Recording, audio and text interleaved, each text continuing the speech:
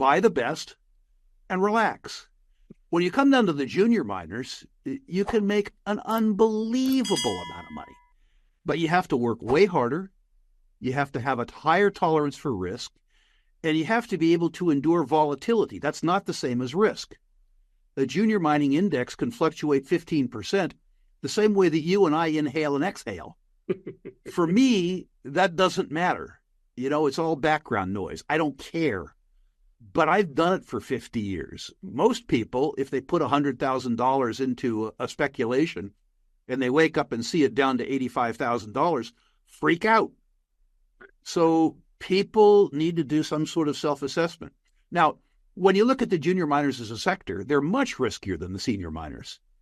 If you merged every junior mining company in the world into one company, Junior Explorco, that company in a very good year would lose $2 billion.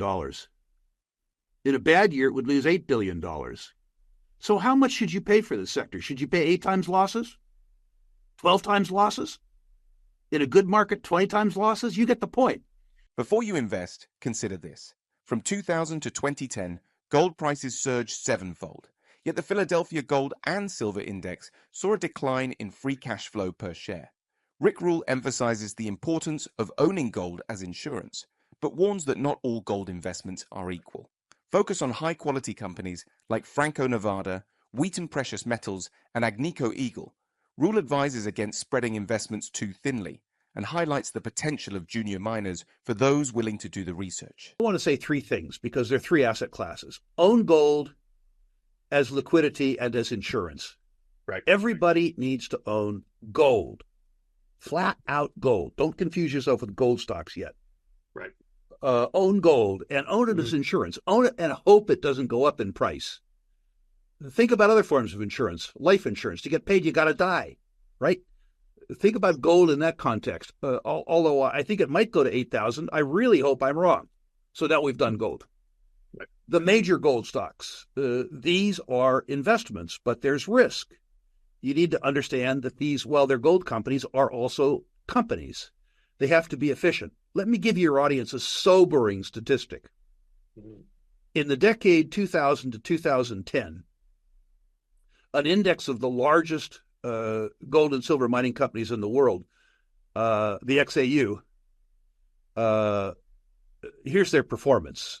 In the decade, the gold price went up 7-fold, and the free cash flow per share of the Philadelphia Gold and Silver Stock Index fell. The industry conspired to make less free cash flow per share after a 7-fold increase in the gold price than they did before. What that means is that if you invest in the sector, the whole sector, you're making a mistake. You have to invest in 5 or 6 companies that do a good job of turning gold into profit.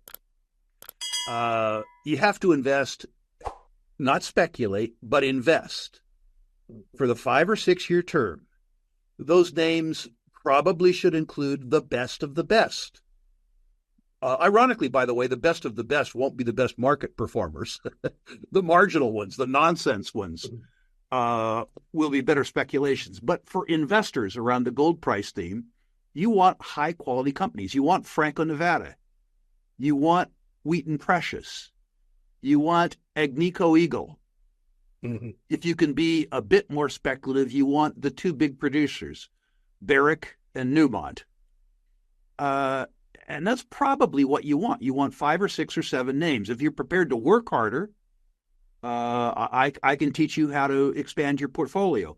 But most people don't want to work harder. Most people want to play with their kids or grandkids, read books, garden. These are all really, really, really good ideas about things to do with your time. So buy the best and relax. When you come down to the junior miners, you can make an unbelievable amount of money. But you have to work way harder. You have to have a higher tolerance for risk. And you have to be able to endure volatility. That's not the same as risk. The junior mining index can fluctuate 15%, the same way that you and I inhale and exhale. For me, that doesn't matter. It's all background noise. I don't care. but I've done it for 50 years. Most people, if they put $100,000 into a speculation and they wake up and see it down to $85,000, freak out. So people need to do some sort of self-assessment. Now, when you look at the junior miners as a sector, they're much riskier than the senior miners. If you merged every junior mining company in the world into one company, Junior Explorco, that company in a very good year would lose $2 billion. In a bad year, it would lose $8 billion. So how much should you pay for this sector? Should you pay 8 times losses? 12 times losses? In a good market, 20 times losses? You get the point. If you invest in the sector, the whole sector, you will lose money. Mm-hmm. If you are willing to do the work to segregate the good from the bad and the ugly, what you'll find is that 5% of the 3,000 juniors listed worldwide generate such spectacular performance that they add legitimacy and sometimes luster to a sector that loses between $2 and $8 billion a year. But this is a function of work. People, if they can stomach the volatility and accept the risk, can make a lot of money on juniors. What they tend to do is follow that dictum that Doug Casey used to make so much fun of. Got a hunch, bet a bunch. I suggest to people that they own the same number of juniors that corresponds with the number of hours per month that they want to spend studying their companies. So if you're willing to spend 10 hours a month, taking that time away from your kids, your grandkids, whatever it is you do for a living, whatever it is that you enjoy, then you can own 10 stocks.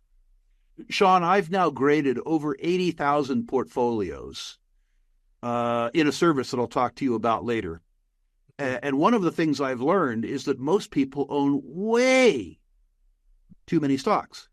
It's common for junior mining portfolios to number between 30 and 60. It's common for the people who own those portfolios not to know anything about the companies that they're invested in other than the name. It's common that they've forgotten some of the names, in fact. And that contributes to the poor performance of the sector and the investors. So be in the juniors for sure if you are willing to work. Rick Rule shares his insights on precious metals bull markets, highlighting that gold typically leads the way, driven by fear-based buying. However, when general investors enter the space, silver often outperforms, going parabolic due to its smaller market.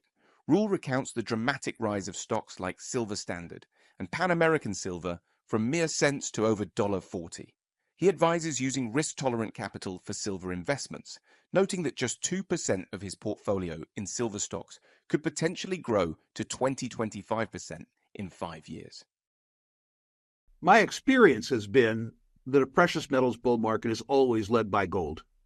Mm-hmm. The most motivated buyer is the fear buyer, and the gold buyer is a fear buyer. Mm-hmm. My experience has been that when we have a precious metals bull market, even a false start like we had in 2000 to 2006 or 1991 to 1996, the narrative is led by gold. But when the narrative is established for precious metals and the generalist investor comes in the precious metals space, silver goes crazy. It goes parabolic. It moves later in the cycle, but it moves further and it moves faster. And the most volatile stocks in the sector, both to the upside and the down, are the silver equities. Doug Casey again points out that the universe of silver equities, at least legitimate silver equities, is so small that when the generalist investor money comes into them, the market capitalizations literally can't contain the money. Let me give you some outrageous examples, Sean. In the mini market, if you will, that we enjoyed from 1990 to 1996, we underwrote Silver Standard, if my memory serves me right, at 72 cents with a warrant. Maybe the warrant was at $1 or $1.10. 6 years later, the stock was at $45. We underwrote Pan American Silver, I think, at 50 cents. And nobody wanted to be in silver when we were doing these. The silver price per ounce was like $3.50 or $4. The industry was in desolation.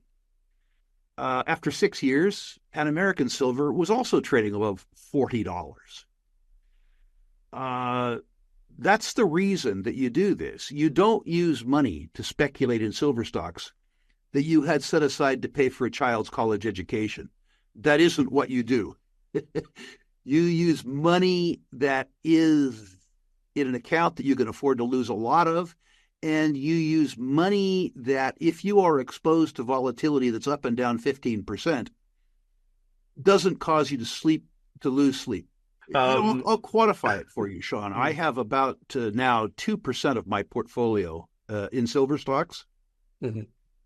And if I'm right, I'm not saying I'm right, but if I'm right, my suspicion is that 5 years from now, that 2 or 2.5% of my portfolio will be, at least measured against current portfolio values, 20 or 25%. If that portfolio gets cut in half, if I'm wrong, it's not going to change my decision as to what to have for breakfast. Right. If I'm right, it won't change my decision as to what to have for breakfast either, but it'll be a lot of fun. Thanks for watching. Here are the key takeaways from Rick Rule's insights. Own gold as insurance, not just as an investment. Be cautious with gold stocks and focus on top-performing companies. Junior miners can offer high returns, but come with significant risks and require thorough research. Silver can outperform during bull markets, with potential for dramatic stock price increases. If you found this helpful, please like, subscribe, and hit the notification bell. Share your thoughts in the comments below.